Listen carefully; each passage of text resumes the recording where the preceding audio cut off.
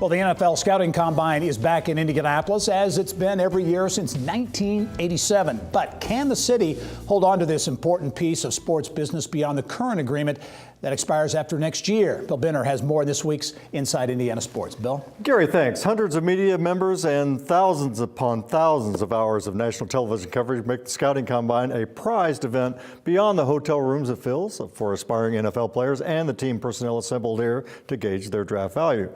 And joining us today to discuss the Combine's presence for both now and beyond is Visit Indy's Senior Vice President of Marketing Communications, and my good friend Chris Gahl. And Chris, welcome to the show. Bill, thanks for having me on. Yeah, this is I think because it's been here since 1987, we kind of maybe take it for granted, but this Scouting Combine, the way it was in 87, the way it is in 2019, it's a whole different animal, isn't it? And you've covered this through your career here in Indianapolis. The epicenter of the football universe is again in Indianapolis. And it's almost surreal as you walk downtown inside the convention center and all the restaurants, the who's who of past players, current players, prospective players, the media elite, celebrities, they're all here in Indianapolis because of these college athletes who are essentially trying out for a job.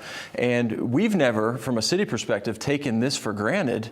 And to the residents in central Indiana and the state as a whole, I think there's a sense of pride that the NFL has entrusted us with this event for such a long period of time. 30 years is a long time to host an event. And we do have home field advantage. Jeff Foster and National Scouting located in Pan Am Plaza, and he does a fantastic job of organizing and doing all the nitty-gritty detail work. Yeah, you think about the logistics of getting more than 300 college athletes into a city, checked into their hotel room, and then through not only mental, physical, emotional, and then the physical, how fast you are, how high you can jump. That takes a lot of logistics. And these are student athletes. These are younger gentlemen.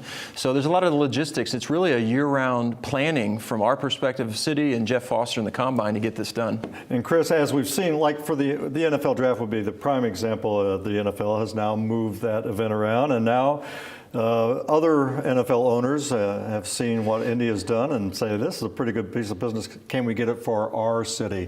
Where do we stand? Well, I tell you, we've been negotiating and discussing with the NFL for the last 12, 14 months, as recently as this week when they're on the ground, really advocating for this event to continue in Indianapolis, to grow in Indianapolis. We know other major cities are viciously and aggressively courting the NFL to move it because it has become such a big time major news, major media event.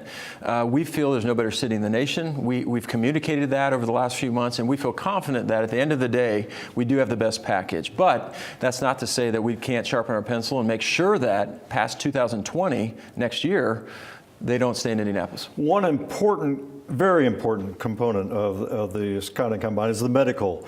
And Lucas Oil was actually designed with that. And of course we have IU Health. I mean, it's a great part of the Scouting Combine, a service that we can offer perhaps unlike anybody else. That's our competitive edge. You're absolutely right. 12 meeting rooms inside Lucas Oil Stadium, deliberately designed for a mini hospital for the NFL Combine. Those players come through as if it was a hospital.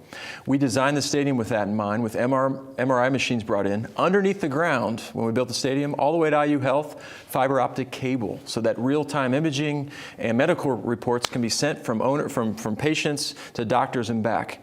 That plus all the hotel rooms that connect via climate-controlled skywalk. You take weather and travel out of the equation, and a mini hospital inside Lucas Oil Stadium.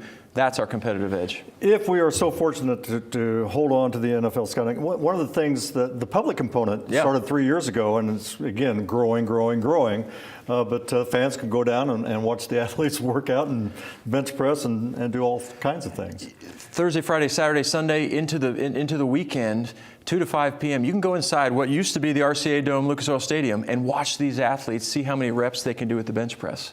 And you'll look to your right, and there'll be coaches and owners also watching and grading them. Yeah. These athletes, the Lombardi Trophy is there. When this event first came in 1987, it was closed to only athletes, coaches, scouts, and now the public can really get up close, which is unique. Well, we should know within a few months, according to Chris, that whether Indianapolis hangs on to this. As we wrap up, Chris, okay, we got the Scouting Combine. We've had the Scouting Combine. We had a Super Bowl. We set the new standards for the Super Bowl. Okay, when's our next Super Bowl? That's a good question. I would tell you that having the NFL elite and all the owners here in Indianapolis each year, year in, year out, gives us a competitive edge if and when we want to bid. And certainly all those media who talk about Indianapolis in a positive light, Right. I think that gives us a good competitive edge if and when we want to host again. All right. Well, Chris Gahl, Senior VP for Marketing and Communications, welcome back to the show. And Thank you. Let's hold on to this great piece of business. Thank you. Good to see you. my friend. Thank Gary, you. back to you.